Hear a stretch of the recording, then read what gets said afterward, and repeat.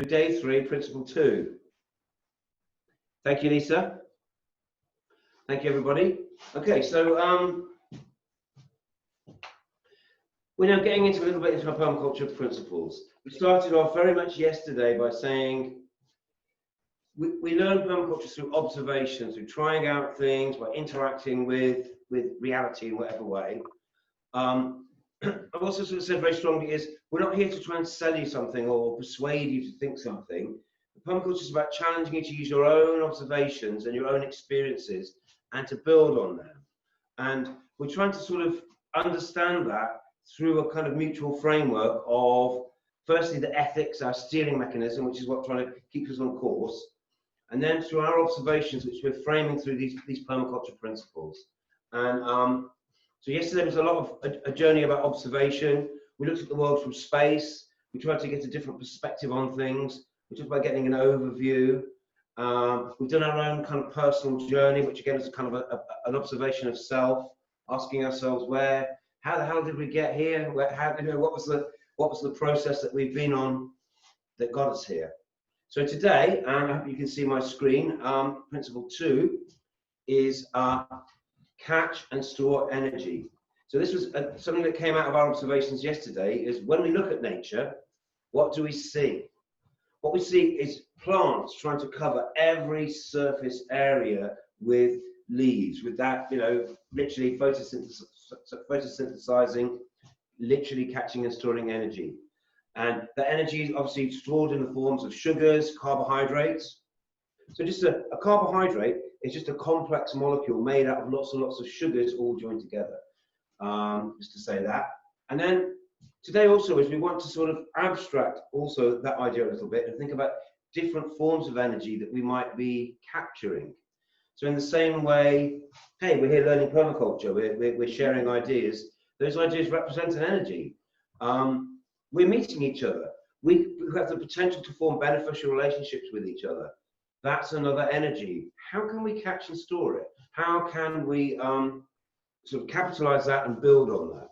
We're all kind of sort of weaving a web, a tapestry of links, and somehow that makes us stronger, makes us able to collaborate. So let's have a look at the principle. Make hay while sun shines. That's the parable, the saying. So what does that mean? I think, and also the icon, the picture is a sun in a bottle. So we very much thought about how the energy flowing into the system very much is sort of that solar flux. That's what the plants are trying to translate into stored forms of energy. So the make hay while sun shines really also reminds us that capturing energy is strategic and it's time-based. You've got to be there on the right day. I was thinking about blackberries is a good example. When the blackberries start coming, there's blackberries, there's so many blackberries, I'm sick of blackberries, gone, missed it. Oh, I didn't pick any blackberries. You know what I mean? We can kind of, sometimes abundance can make us a little bit complacent, and then you miss your moment. So it's timing, it's strategy, and we can anticipate these things, and we can make plans, and we can make sure that we make the most of opportunities when they arrive. Catching and storing energy often involves making a plan, having a strategy, and it can be time-based. So sometimes if we miss that boat, we've missed it. So what does David have to say? David Holmgren, he says, inappropriate concepts of wealth have led us to ignore opportunities to capture local flows of both renewable and non-renewable forms of energy. Identifying and acting on these opportunities can provide the energy with which we can rebuild capital, as well as provide income for our immediate needs. So in nature, there's flows of energy passing by us all the time. Rainwater, sunshine, materials. When we looked at succession yesterday, we thought about how nature can build on itself. There's these useful materials passing by all the time. Can we capture them? A huge part of what Trev Lack Farm is trying to do, look, their strategy, and this is a wider strategy which we're going to have to roll out for all of humanity, but it's trapping carbon. Carbon in the air potentially is a problem, is a challenge, driving climate change. Carbon in the soil is a resource. So this is what David's returning to about rebuilding natural capital. As much as we can devise strategies that gets carbon out of the air and back into the soil, ultimately, the more the soil has ability to hold water, the more that soil has ability to also have air pockets to provide opportunities for life. That's building long-term wealth. Money in the bank might not mean anything. The global economy collapses. What's going to have real value is fertile soil and strong community. That's how we'll get through. That's how we'll build our own resilience, is through these kind of interactions, with these strategies. And then as we build our natural capital, there's the opportunity also to derive an income from it. If we've got healthy soil, hey, then comes the vegetables come after that. We've got to get it that way round all the time. So some of the sources of energy, David's suggesting: sun, wind, water runoff, wasted resources. Especially we look around, we're surrounded by agriculture. There's wherever anybody's doing something like monocultural, you end up with so much of a resource that you stop seeing it as a resource, and you start to see it as something to be got rid of. Like most people have got ponies or horses, they've got the biggest pile of muck you could ever imagine outside their house, and or their barn, whatever, and they're usually delighted for you to come and take it away because they end up with so much of it. And I think that's another aspect of any kind of monocultural activity, is you start to see the outputs of that not as a resource, but you start to see it as something to be got rid of. You start to see it as something, got too much of it. I mean, there's a lot now, increasingly farmers are keeping cattle in barns and deep litter. We end up with an awful lot of straw and manure, and they can't get rid of it fast enough. These are resources. These are things that we need to value very highly and incorporate them into our systems. Nature's annual surplus. Nature has this incredible surplus of twigs, grasses, leaves. These things that can be really easily converted into compost, into mulch, and also into energy. In Uganda, people cook on wood, and they're constantly eroding and cutting down trees to get firewood in.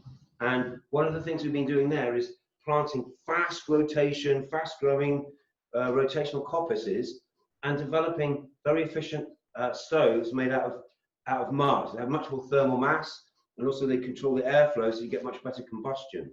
So a really good example of how to catch and store energy. We can store energy into coppice wood and other resources, but also when we release that energy through combustion, we can also do that as efficiently as we can, and retain as much of that heat so that we can have an efficient, we can carry on cooking and stuff. I think that one of the most overlooked and valuable resources in nature is sticks. And I'll get you into that. Narrow diameter wood, the stuff that you can cut with hand tools and carry around, and stuff which grows back very, very, very quickly as well if it's well managed. The most important stockpiles of future values include fertile soil with a high humus content, perennial vegetable systems, especially trees that yield feed and other useful resources, water bodies and tanks, passive solar buildings. These are all just examples. So again, think a passive solar building harvests the heat from the air and soaks it into thermal mass, into rocks and bricks and what have you. And then, so kind of acts like a storage heater, slowly heating up over the daytime, and slowly giving off that heat again during the nighttime. Catch and store energy. These are very, very simple ways in which we can meet most of our energy needs, is by just tapping into and harvesting the energy flows around us. So yeah, finally, the proverb, make hay where sun shines, reminds us, yes, I said that catching energy is strategic, it's time-based. And we can anticipate when the energy is going to be available, and we can put in action a plan that's going to enable us to harvest it and catch and store it. So that's our kind of opening few thoughts on the theme. And we'll slowly, again, none of these topics end at the end of that day. So we're starting to think about, we're constantly observing and interacting and asking ourselves the question, how can we better catch and store energy? How can we retain things that we need? And don't forget also is, energy is information, it's knowledge, it's experience, it's sort of strategic design, it's connections, it's friendships, it's people's phone numbers, it's all of these things, because that we're constantly building this sort of web around us, which enables us to more effectively harvest and use the resources that are there for us. And we go into this in various stages of detail, and I'm going to introduce Han to you again. She's here ready to make us think about that in a slightly more practical way. So, and Hannah, you're most welcome. Hi guys. See so much talk about you. Your platform boots on. I got my heels on. Okay, so yeah, so today I'm going to introduce the design activity. So the design activity today is to identify energy flows in your landscape. So any energy flow that might be going through your landscape, record them onto your map. And again, you can look at them through different lenses. So we'll think about practicality as in it. But you might want to get a piece of tracing paper over your base map, lay it over your base map, and then think about water, or maybe think about wind. Again, so like making it strategic. So yeah, if that helps you. So what is an energy flow? I think Steve's going to expand on that further all day today. So hopefully by the end of the day you'll know what to be looking for. So think about what energy flows might exist. Think about where it is stored, and think about opportunities that might exist or might be being missed. So Steve's already run through a few ideas for energy flow, such as water. So the flow of water, it could be wild animals, people, sun, as you mentioned, wasted resources. So just have a look around and think what on site is an energy flow. Where is it coming? And importantly, where is it leaving?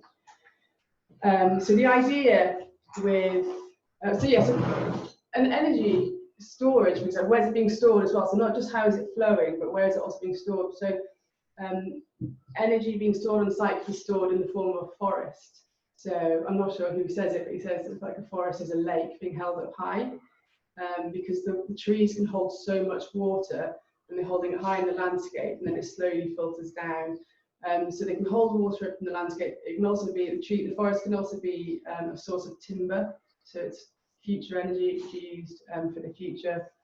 Yeah, so it can be solar energy, so it can be solar panels, etc., etc.